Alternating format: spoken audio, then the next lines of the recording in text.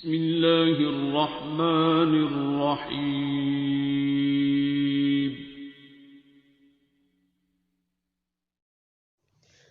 السلام علیکم ورحمۃ اللہ وبرکاتہ۔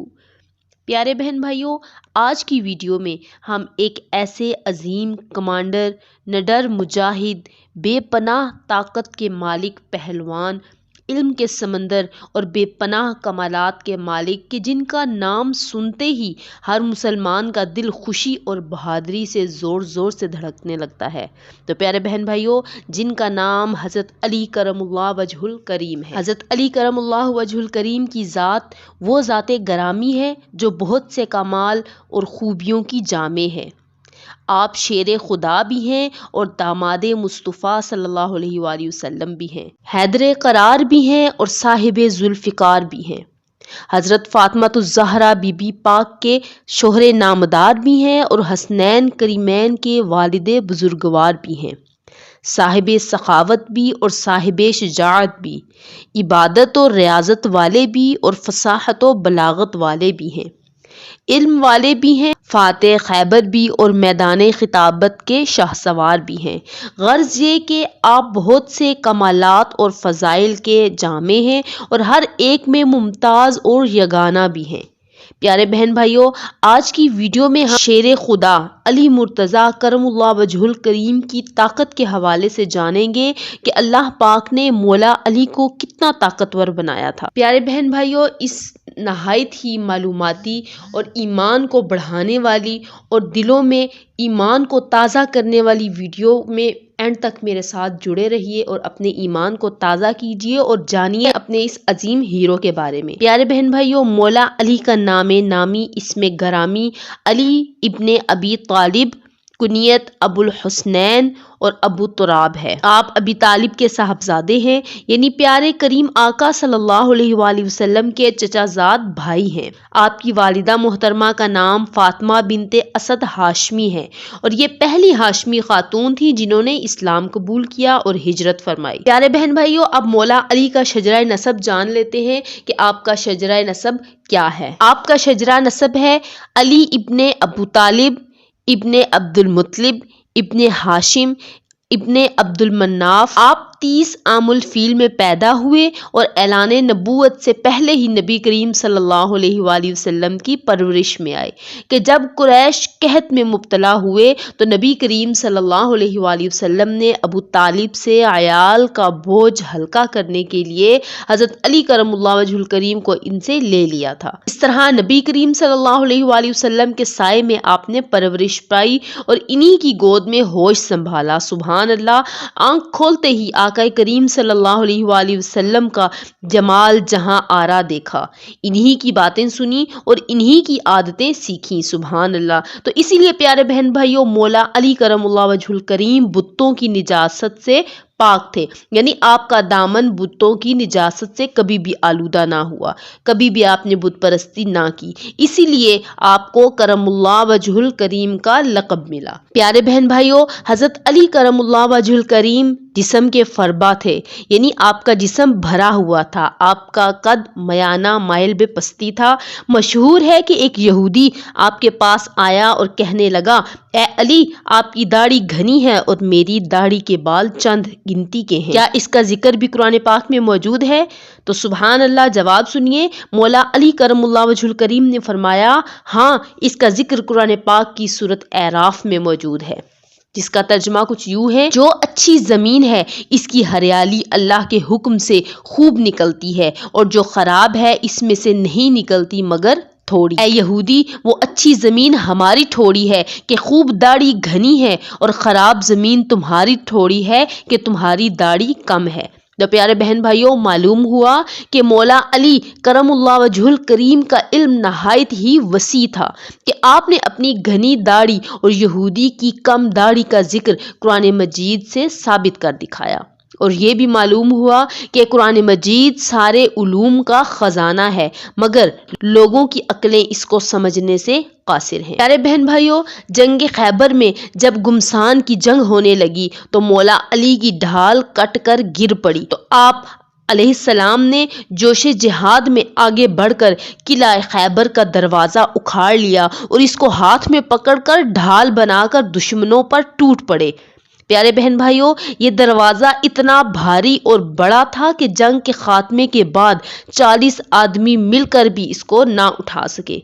تو پیارے بہن بھائیوں، یہاں پہ یہ سوال پیدا ہوتا ہے، کیا فاتح خیبر مولا علی کرم اللہ وجہ الکریم کے اس کارنامے کو انسانی طاقت کی کارگزاری کہا جا سکتا ہے؟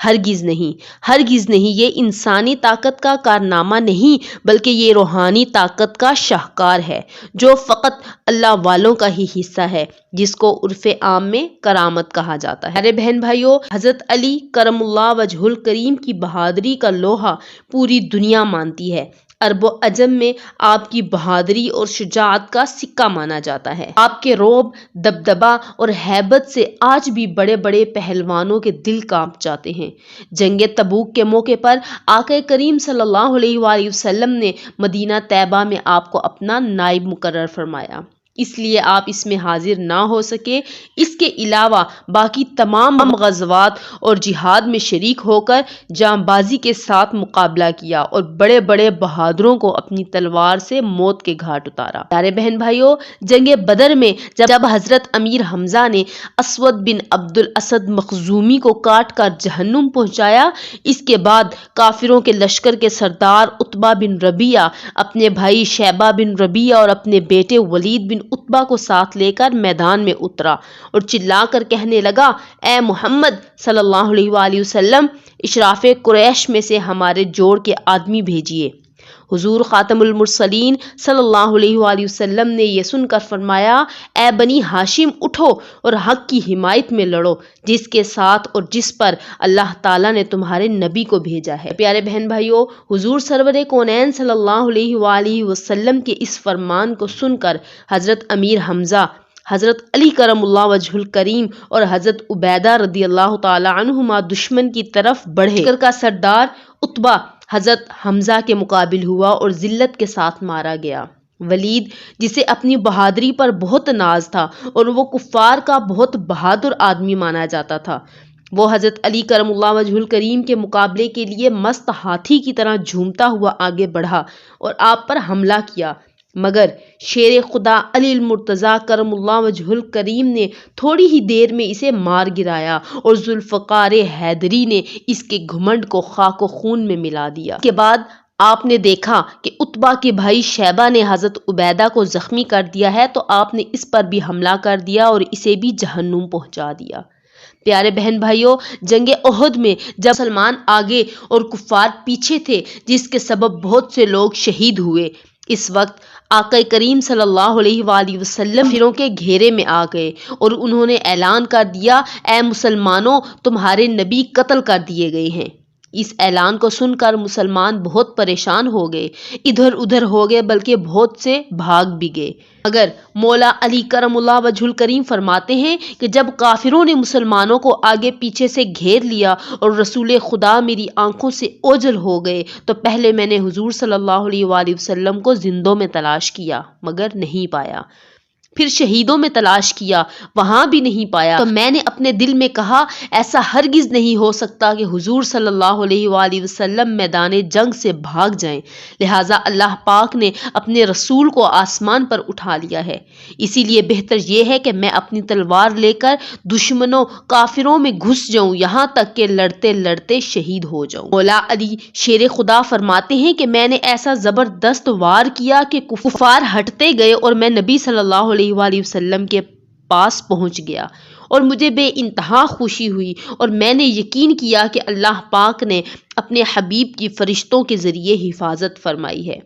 میں دوڑ کر حضور صلی اللہ علیہ وآلہ وسلم کے پاس جا کر کھڑا ہوا، کفار گروہ در گروہ حضور سرور کونین صلی اللہ علیہ وآلہ وسلم پر حملہ کرنے کے لیے آنے لگے۔ آپ نے فرمایا، اے علی، ان کو روکو، میں نے تنہا سب کا مقابلہ کیا۔ اس کے بعد ایک گروہ اور حضور صلی اللہ علیہ وآلہ وسلم پر حملہ کرنے کی نیت سے آگے بڑھا۔ آپ نے پھر میری طرف اشارہ فرمایا اور میں نے پھر اس گروہ کا اکیلے مقابلہ کیا۔ اس کے بعد حضرت جبرائیل نے آ کر حضور سرور کونین صلی اللہ علیہ وآلہ وسلم سے میری بہادری اور مدد کی تعریف کی تو آپ صلی اللہ علیہ وآلہ وسلم نے فرمایا بے شک علی مجھ سے ہے اور میں علی سے ہوں، مطلب یہ کہ علی کو مجھ سے کمال قرب حاصل ہے۔ نبی کریم صلی اللہ علیہ وآلہ وسلم کے اس فرمان کو سن کر حضرت جبرائیل امین نے عرض کیا یا رسول اللہ صلی اللہ علیہ وآلہ وسلم میں تم دونوں سے ہوں، مجھے تم دونوں سے قرب ہے۔ پیارے بہن بھائیوں، نبی صلی اللہ علیہ وآلہ وسلم کو نہ پا کر